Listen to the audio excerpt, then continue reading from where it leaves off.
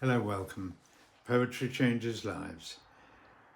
My book where poetry meets history every day of the year with a thought for the day thrown in. I think, and of course I wrote the book, so I would say this, I think it's a good book because simply it puts beautiful poetry into your head and mine every day of the year. If you take the time, just a few minutes to dip into it. And poetry has a power, as all written words have really, to change our mood for the better. That poetry has this unique way of putting beautiful words and phrases into the head in a way that is memorable. And that's such a gift to give ourselves a thing of beauty that changes our mood. If you haven't tried it, just try reciting to yourself a beautiful bit of classic poetry, something maybe you remember from childhood, and see if it doesn't lift your mood a little bit. My guess is it might do. Well, poetrychangeslives.com is the website where you can read all about that sort of thing. You can read this daily post, and you can buy the book there as well, of course. It makes a great gift either to yourself or to your friends. Let me demonstrate what's in it. On this day in 1685, the English poet and dramatist John Gay was born. John Gay seems to have been a man who made friends easily. He was able to find patrons despite the somewhat risque nature of his work. He's best known for the Beggar's opera, which is a satire thinly criticising the government of the day under Robert Walpole. But he seems to have been such a nice man that he didn't get into serious trouble, really.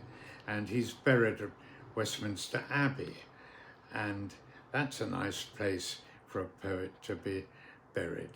The epitaph he wrote for himself is suitably wry. It goes like this: "Life is a jest, and all things show it.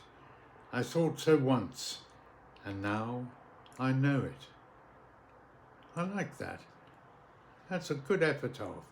I wish I'd thought of that. I'm going to read a bit of one of John Gay's poems, Elegy on a Lapdog. He had a lapdog named Shock that he was very fond of. See what you think of this. "Shock's fate I mourn, poor Shock is now no more. Ye muses mourn, ye chambermaids deplore.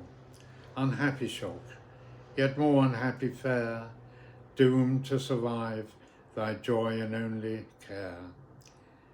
The wretched fingers now no more shall deck and tie the favourite ribbon round his neck. No more thy hand shall smooth his glossy hair and comb the wavings of his pendant ear. Yet cease thy flowering grief, forsaken maid. All mortal pleasure in a moment fade. Our surest hope is in an hour, and love, best gift of heaven, not long enjoyed. Methinks I see her frantic with despair, her streaming eyes, wrung hands, and flowing hair. Her Mechlin pinners rent the floor, bestrow, and her torn fan given real signs of woe. Hence superstition, that tormenting guest, that haunts with fancied fears the coward breast. No dread events upon this fate attend. Stream eyes no more thy tresses rend. Today I will be grateful that I have feelings that I can recognize, that such as the feelings in that poem by John Gay.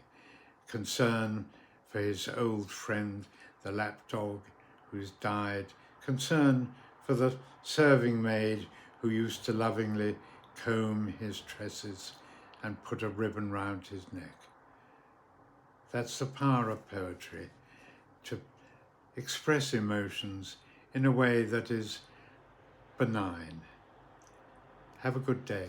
Thank you for listening.